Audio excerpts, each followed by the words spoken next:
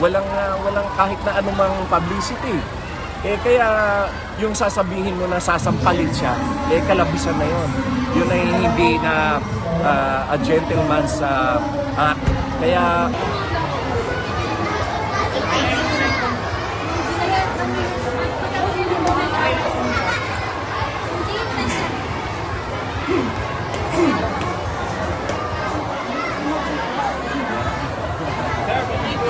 Thank you po!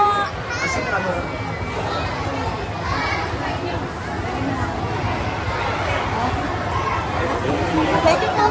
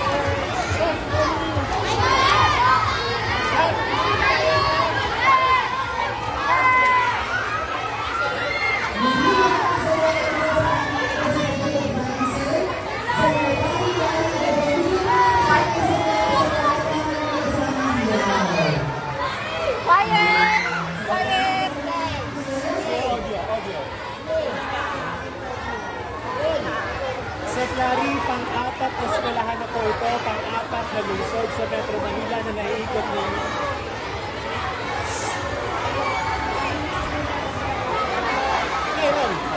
Seclari, pang-apat na eskwelahan na ito, pang-apat na lungsod sa Metro Manila. Kumusta po yung pagbisita ninyo sa mga eskwelahan? Napakaganda ng reception at marami ang papasabi sa akin na interesado rin silang ayon at makisama dito sa aming mga ginagawa. And nagtatagal lamang kami kasi hindi kami tumatanggap ng pera. Ang gusto namin ay yung mga nutritious items na kanilang ibigay sa amin. Kaya ito ay gagawin din namin sa ibang mga lugar pa. At inaasahan din namin na yung ating ibang mga kababayan na may kakayahan ay gawin din itong programa na ito na hindi na kailangan dumaan pa sa akin, hindi dumiretso na din sila doon sa mga schools. At nakakatuwa dahil nakita mo naman ang reaksyon ng ating mga bata, talagang nakakatuwa, nakakataba ng puso. At yun naman sa mga tumutuligsa na sinasabi kapiranggot lang raw yung Dutriba na binibigay. Mas mabuti na yun kaysa wala kang binibigay. Sila nga kahit isang pirasong biskwit, wala silang pinamimigay. Bakit naman itong ginagawa namin na talagang bukal sa loob yung pagtulong, yun pa ang kanilang tinutuligsa. Sana kung sila, sa halip na tumuligsa, gawin na rin ang kagaya nito. At ito ay hindi rin pamumulitika dahil mga batang paslit yan, hindi naman mga butante yan mga yan. Kaya yung mga kanilang mga kritiko at yung mga paninira baliwala sa amin yun. Basta kami, tuloy-tuloy kami. Ang gusto namin makatulong sa nutrisyon ng ating mga kabataan. Hindi kami magpapadala o maapektuhan ng mga paninira. Speaking sir of numbers, wala pa pong isang buwan itong programa pero nasa 4,000 estudyante na po yung naaabot. Oo. Mahigit ng 4,000 at hindi lamang yun kasi yung aking ibang mga kasamahan ay ginagawa na rin nila sa kanilang mga lugar. So, isang layunin nito ay makapagsilbi kami ng halimbawa upang yung iba ay gawin din itong programang ito para mabuhay natin yung bayanihan o tulungan o sama-sama natin pagtulong sa ating mga kababayan. So, panghuli na lang po yung message ninyo sa estudyante na itong eskwelahan na ito nag-excel naman pagdating sa sports. Oo nga, nakakatuwa at magagaling sila ha, at talagang yung kanila, makikita mo sa kanila yung talagang interest nila sa pag-aral. Kasi syempre, busog din sila sa pangarap ng kanilang mga. Sensei, ano po masasabi niyo sa isang abogado na sasampalin daw po ang unang ginang? Ay talaga namang ano yon, isang malaking kabastusan yon.